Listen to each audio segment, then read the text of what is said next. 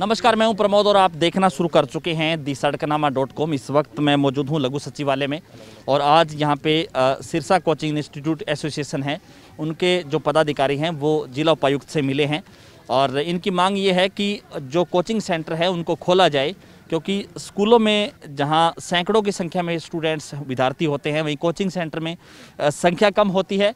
और इन्होंने कहा है कि अगर कोविड के जो नियम है उनकी पालना हम करने के लिए तैयार हैं, सोशल डिस्टेंस के हिसाब से हम स्टूडेंट्स को बैठाएंगे और कम संख्या में स्टूडेंट्स है वो बुलाएंगे, यानी कि 30% या 50% हमें इजाज़त दी जाए, क्योंकि जो कोचिंग सेंटर हैं उन पे जो है किराया है, बिजली का बिल है, तो तमाम जो है दबाव है इन लोगों पे है। और जो कोरोना के चलते जो अब सरकार ने गाइडलाइन जारी किए हैं कि सभी संस्थान हैं वो बंद किए गए हैं, आज संस्थानों को खोलने की मांग को लेकर के एसोसिएशंस के लोग हैं वो यहाँ पे जिला उपायुक्त से मिले हैं। हमारे साथ इस वक्त सिरसा कोचिंग इंस्टीट्यूट एसोसिएशन के प्रेसिडेंट हैं, हम उनसे चर्चा करेंगे। सर, क्या कुछ मामला है जिसको लेकर के आज यहाँ पे उपायुक्त से मिले हैं? सर, जैसा कि कोविड के कारण पिछले 2 सालों से अधिकतर समय के लिए सेंटर्स जो हैं बंद ही रहे हैं।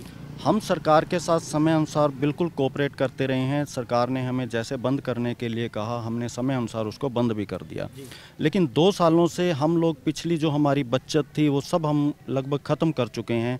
अब हमें परिवार के पालन पोषण करने के लिए बिजली के बिल एक्सेट्रा जैसे आपने अभी बताया है, उन सब के लिए हमारे पास बिल्कुल भी पैसा नहीं है। या तो सरकार हमें मुआवजा दे दे कि सरकार हमें वेतन हमारा भी बांध दे, तो हम लोग बिल्कुल भी इंस्टीट्यूट नहीं खोलेंगे। लेकिन इसके विपरीत हम ये कहते हैं कि शिक्षा भी एक एसेंशियल है, जैसे आप दूसरे वस्तुओं को एसेंशियल मान करके चलते हैं कि डॉक्टर साइंटिस्ट आप कहाँ से लाएंगे अगर आप शिक्षा को ही बंद करके बैठे हुए हैं। हम सरकार से ये निवेदन करना चाहते हैं कि छोटे इंस्टीट्यूट्स जो हमारे हैं, जो कि एक छोटे छोटे बैचों के अंदर बच्चों को पढ़ाते हैं, जिससे हम अपना भी पालन पोषण करते हैं, वह विद्यार्थियों को भी हम शिक्षा देते हैं, उनको कृपया बाजार के साथ जोड़ा जाए, ना कि स्कूलों के साथ जोड़ा जाए। क्योंकि जब भी कोविड की जो गाइडलाइंस आती हैं उसमें सरकार की वर्डिंग आती है कि स्कूल, यूनिवर्सिटी, कॉलेजेस और साथ में उनके कोचिंग इंस्टीट्यूट्स को शामिल कर लिया जाता है। बिल्कुल, क्योंकि कोचिंग इंस्टीट्यूट सरकार के नज़रिए में वो इंस्टीट्यूट हैं जो हज़ारों की संख्या में बच्चों को एक साथ पढ़ाते हैं।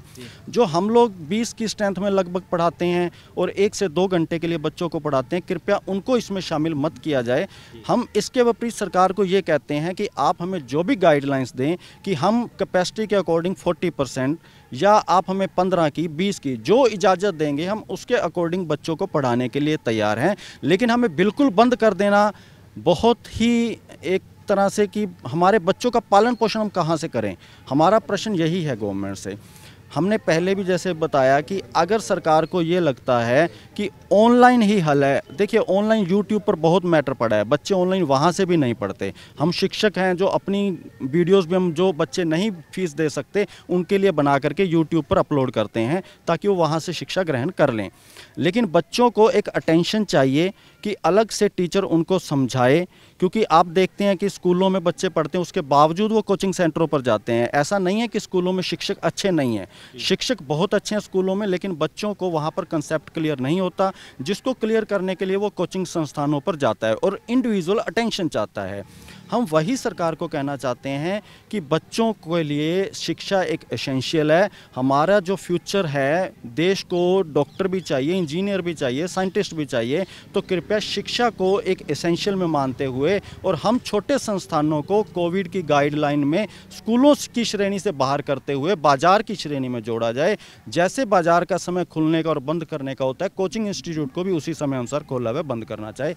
आपके माध्यम से हम यही संदेश सरकार तक पहुँचाना चाहते हैं। धन्यवाद जी। धन्यवाद। हाँ जी, क्या कुछ कहना चाहेंगे जिसको लेकर के अब जो कोचिंग सेंटर है वो बंद है, क्या क्या परेशानी आती है, और दूसरा जो आपके जो कोचिंग सेंटर है उनमें किस किस तरह की जो स्टडी है वो करवाई जाती है?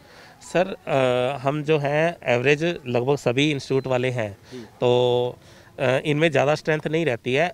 मैक्सिमम किसी में 50 स्टूडेंट्स होते हैं तो हम उसका 50% यदि 25 या 20 बच्चों को एक ग्रुप में भी पढ़ा लें तो देन मेरे को लगता है भी हम कोविड की गाइडलाइंस फॉलो कर पाएंगे बड़ी इजीली।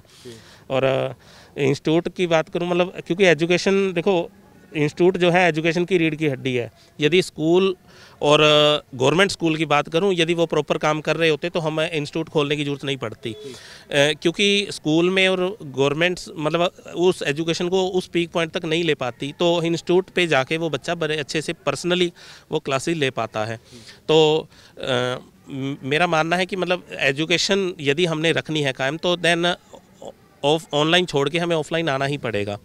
और 10 to 20 बच्चे एक साथ यदि हमें परमिशन दी जाती है तो बड़े इजीली हम पढ़ा सकते हैं, और जिससे हमारा जीवन यापन भी चलता रहेगा और बच्चों की स्टडी पे भी इफेक्ट नहीं पड़ेगा। प्रमोद जी, सरकार अगर ऑनलाइन एजुकेशन को अगर बढ़ावा दे रही है, ऑनलाइन एजुकेशन को बढ़ावा दे रही है, तो इतनी स्ट्रेंथ क्यों है? जोमेटो पे सब कुछ मिल रहा है, स्विगी पे सब कुछ मिल रहा है, तो रेस्टोरेंट पे इतनी भीड़ क्यों है? तो रेस्टोरेंट वगैरह को भी बंद करवा दीजिए। और बाकी आपने OHM को खोल रखा है, तो सबके मोबाइल के अंदर मूवी चलती है, तो why OHM and other BVRs are also open? ठीक है, that should be stop immediately. धन्यवाद। समस्या यही है कि ऑनलाइन में इफेक्टिव टीचिंग नहीं हो पाती, तो फेस टू फेस ज़रूरी है। इसीलिए हमारी ये मांग है कि बच्चों को फेस टू फेस अलाउ किया जाए। ज़्यादा संख्या ना करें, 10 या 12, 15 की स्ट्रेंथ हो तो भी हम उसमें राजी हैं। धन्यवाद। क्या आश्वासन दिया गया है?